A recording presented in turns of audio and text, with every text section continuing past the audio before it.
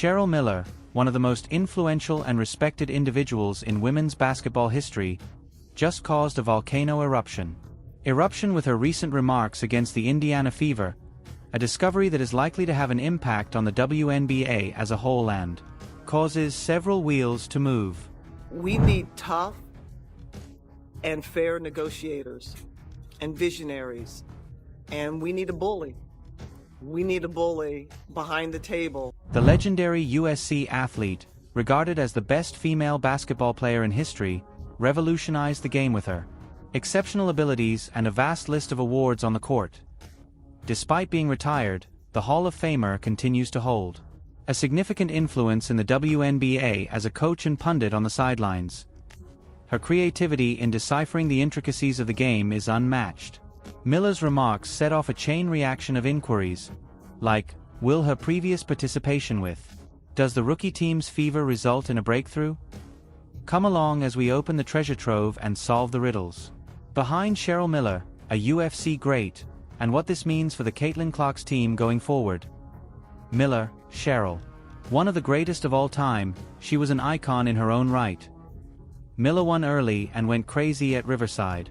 She led her team to a 4-year record of 132-4 at Poly High School, where she once scored 105 points in a game.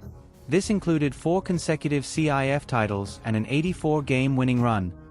She was the first high school player, regardless of gender, to receive 4 consecutive Parade All-American selections. She received the title of National High.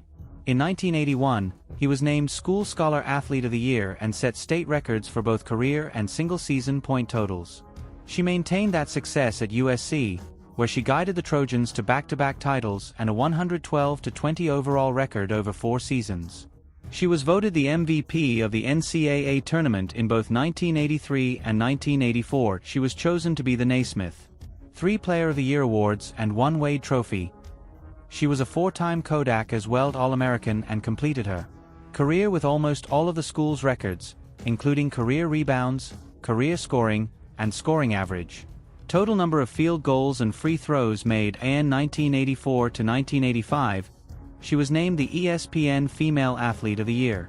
The Women's Basketball Coaches Association named her Player of the Decade in the 1980 2016.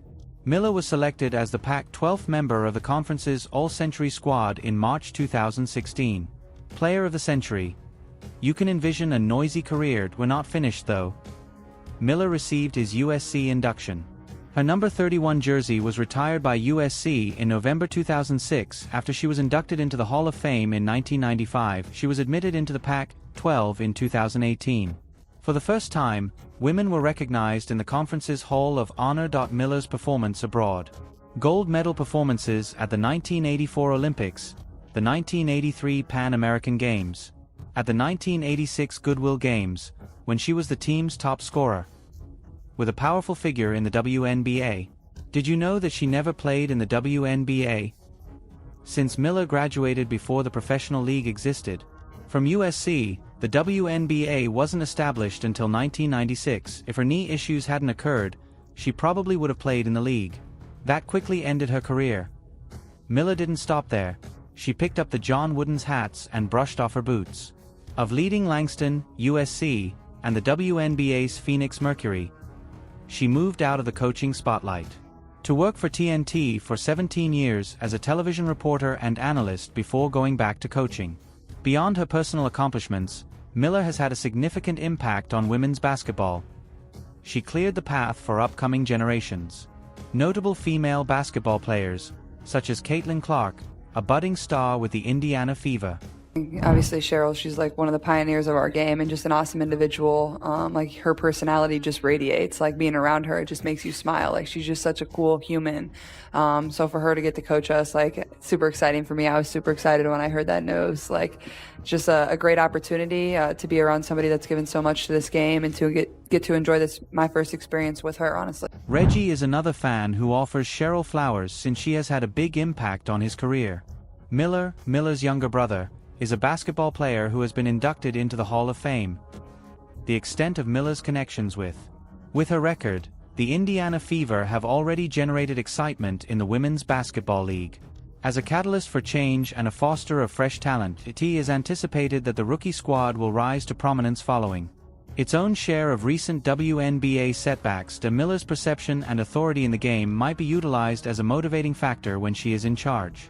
Effort to confront the prejudice standard against Caitlin Clark, one of the rapidly emerging household names that all Americans are familiar with.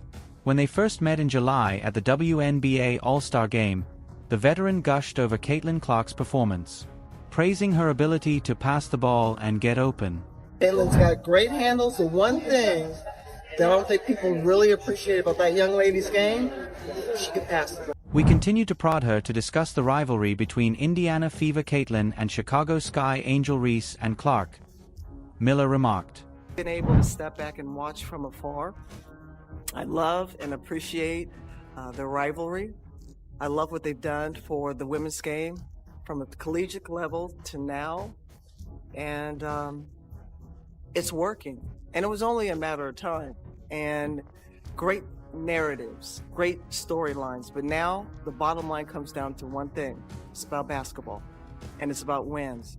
And both these young ladies and their teams, people don't want to face them down the stretch because now it's starting to click. It's clicking in Chicago and it's starting to click in Indiana.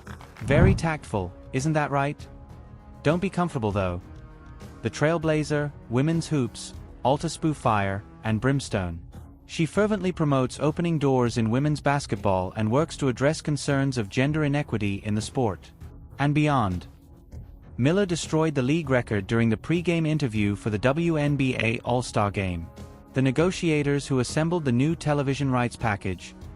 She made 4 calls for a number greater than the $2.2 billion over 11 years that the WNBA is expected to receive beginning in 2025.